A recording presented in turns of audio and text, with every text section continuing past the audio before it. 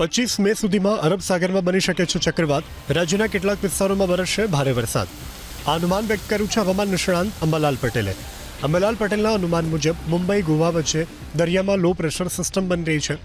હવાના દબાણને જોતા દરિયામાં ચક્રવાત બની શકે છે, જેને લઈ પશ્ચિમ સૌરાષ્ટ્ર અને દક્ષિણ સૌરાષ્ટ્રના દરિયાકાંઠા વિસ્તારોમાં પણ વરસી શકે છે વરસાદ. જ્યારે દક્ષિણ ગુજરાતના દરિયાકાંઠાના વિસ્તારોમાં પણ ભારે વરસાદનું અંબાલાલ પટેલે અનુમાન કર્યું છે વ્યક્ત. ચક્રવાતને લીધે પવનની ગતિ પણ 60 થી 70 કિલોમીટર પ્રતિ કલાકની ઝડપે ફૂંકાય તેવી શક્યતા છે. વાવાઝોડાની શક્યતા જોઈએ તો હમણાં હવાનું હળવું દબાણ ઊભું થશે, પરંતુ વાવાઝોડું બનશે કે નહીં તેની પુષ્ટિ હવામાન ખાતું કરે તે જ પછી નક્કી થઈ શકે. હાલમાં તો લો પ્રેશર બનવાની શક્યતા છે, પરંતુ દરિયાનું ટેમ્પરેચર લગભગ 30 ડિગ્રી સેલ્સિયસ આસપાસ છે. બીજા પેરામીટર પર સાનુકૂળ છે.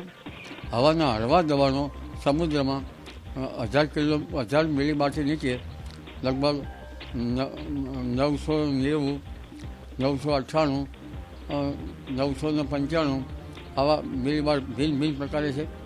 ભૂભાગો ઉપર 1000 મિલીબારથી હવાના દબાણો ઓછા છે, એટલે લગભગ હવાના હળવા દબાણોના કારણે અને કેટલાક સર્ક્યુલેશનના કારણે ચક્રવાત બની શકે.